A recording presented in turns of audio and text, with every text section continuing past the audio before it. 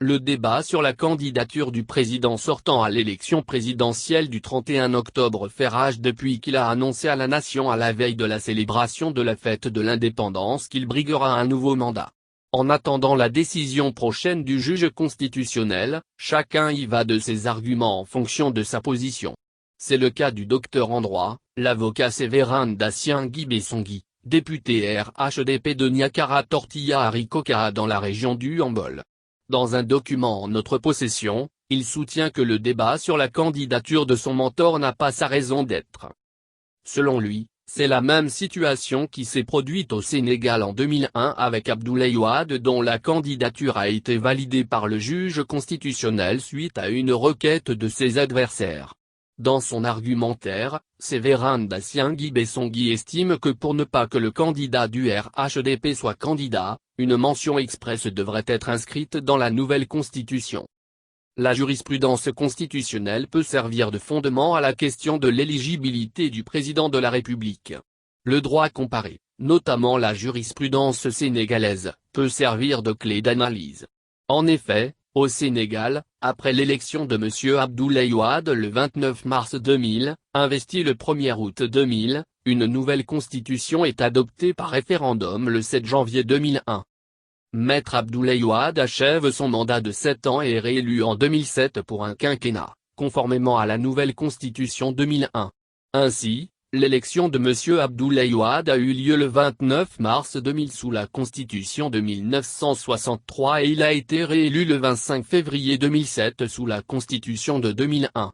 Dans le cadre de l'élection présidentielle du 26 février 2012, 10 candidats à cette élection ont, par requête, demandé au juge constitutionnel l'annulation de la candidature de M. Abdoulaye Wade retenu sur la liste publiée le 27 janvier 2012 par le Conseil constitutionnel, au motif tiré de son inéligibilité au regard de la Constitution de 2001. Selon eux, il serait à son troisième mandat alors que l'article 27 de la Constitution sénégalaise de 2001 limite le nombre de mandats du président de la République à 2. Suite à cette requête, le Conseil constitutionnel a, dans sa décision N-3 à 10/E/12 et 12 à 14/E/12 du 29 janvier 2012, déclaré non fondées les requêtes tendant à annuler la candidature du M. Abdoulaye Wade pour inconstitutionnalité. Le juge constitutionnel sénégalais a considéré que le président de la République, sous la Constitution de 2001, effectue un premier mandat durant la période 2007-2012, qu'il est donc en droit de se présenter à l'élection du 26 février 2012, pour un second mandat. Pour le Conseil constitutionnel, sauf mention expresse, la limitation du mandat du président de la République à un seul renouvellement ne peut concerner, sans incohérence, le mandat exercé sous l'ancienne Constitution, explique le député dans le document. Au regard de cette position jurisprudentielle sénégalaise, le docteur en droit affirme que le président de la République en exercice, Alassane Ouattara, étant dans une situation juridique identique, est éligible pour un premier mandat durant la période 2020/2025 et il est en droit de se présenter à l'élection présidentielle du 31 octobre 2020. Il soutient que l'assertion selon laquelle le président de la République serait inéligible ne résiste pas à l'analyse juridique.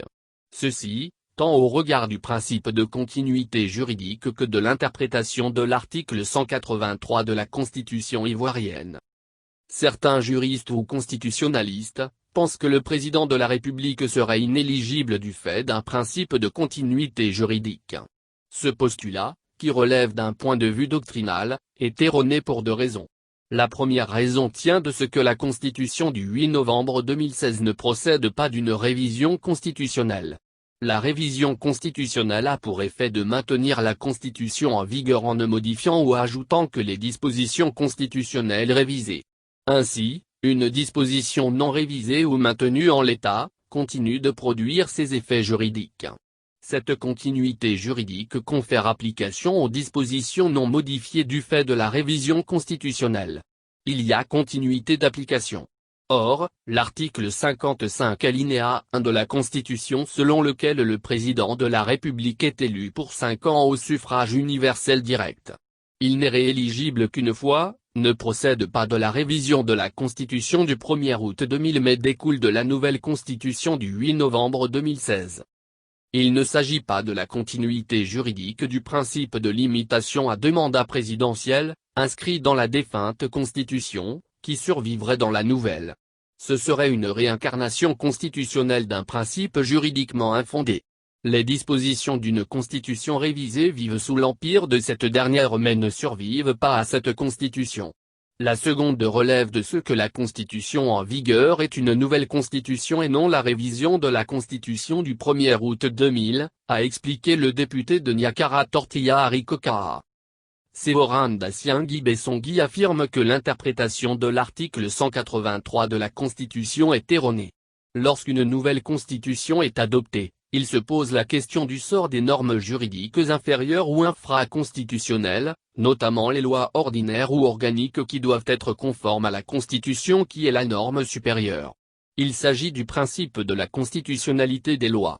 Or, la loi fondamentale, la Constitution du 8 novembre 2016, a institué un nouvel ordre juridique constitutionnel avec lequel toutes les autres normes juridiques inférieures, lois ordinaires et organiques, doivent être conformes afin d'être applicables sous l'empire de la nouvelle Constitution.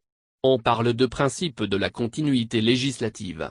C'est ainsi que l'article 183 de la Constitution du 8 novembre 2016, dispose que la législation actuellement en vigueur en Côte d'Ivoire reste applicable, sauf l'intervention de textes nouveaux, en ce qu'elle n'a rien de contraire à la présente Constitution.